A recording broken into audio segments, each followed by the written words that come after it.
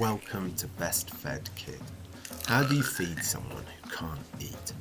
We all need a balanced, healthy, fresh and calorific diet, but if you or someone you love is one of the millions of people around the world who have to have their sustenance straight into the stomach via a gastrostomy, peg or button, how can you help them thrive?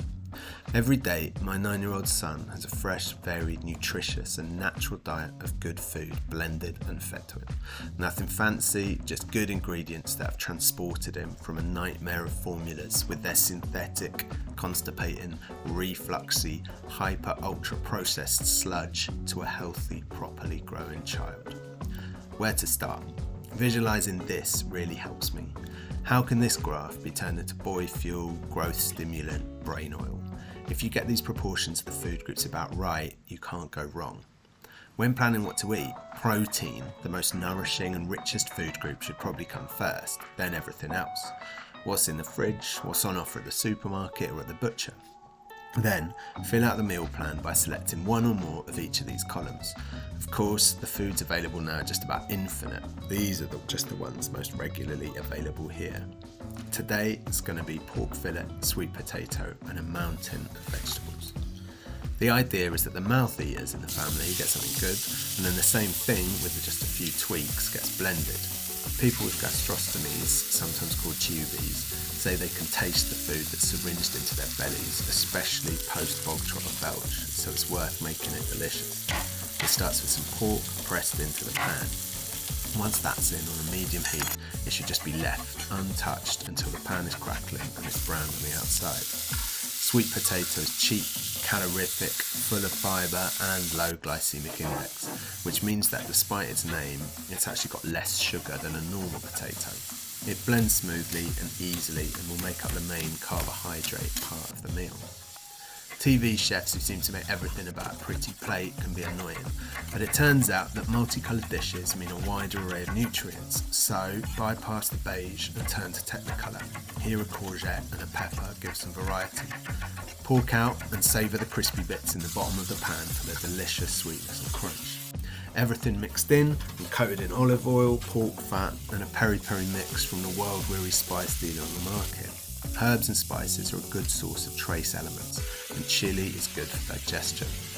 All the white wine in the house has disappeared somewhere, so water will do to scrape up the crisp bits and mix in the flavours. Then the temperature probe goes into the oven at 180 degrees Celsius or 350 Fahrenheit. I go and do chores, and when the thermometer beeps at 68 Celsius or 150 Fahrenheit, out it comes to relax in a porky, spicy foil sauna. There's our grown-up dinner. Looks okay. Sometimes I'll blend straight away, and we'll all have dinner together. Other times it goes into Tupperware in the fridge to be blended the next day. Blending it and pumping it down his stomach pipe takes a little effort, sure, but it makes my son the joint least fussy eater on the planet.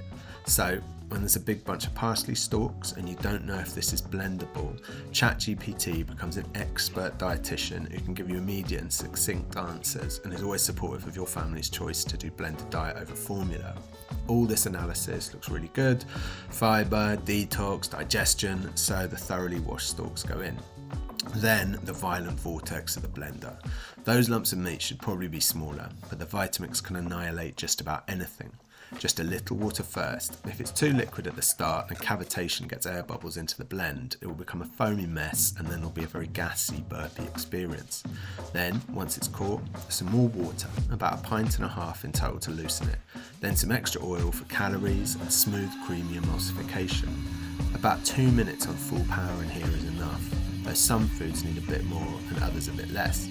You want it thin enough so that it will fit through the small hole into the stomach, but thick enough that it's as calorific and nutritious as possible. I check this in 3 ways. Is the blend moving freely around at the top of its delicious whirlpool? Can I see it moving through the perspex of the blender with no trap bits? And finally, when you press stop, do the blades take about 1 second to stop rotating? Stop immediately and it's probably too thick to pump into the stomach. Too freely and it'll be a weak, watery blend. We use these squeezy bottles. They're convenient for my son to take into school and easy to transfer into a syringe for final delivery. First bottle for tomorrow morning's snack, then 3 for lunch, and another for afternoon snack, and they go straight into the fridge. This big one is for tonight's dinner and a spare in case there's extra food. As long as he has at least 5 of the small ones, that's enough, but you can take up to 6 if we spread them out. After 6 years of blended diet, you know what's going to keep him going and growing, but there are ways to check too if in doubt. This is Best Fed Kid. We've been doing this a while, but learn something new every day. So if you're a diet blender and have a tip for me, or if you're not and have a question, then please leave a comment. Happy blending.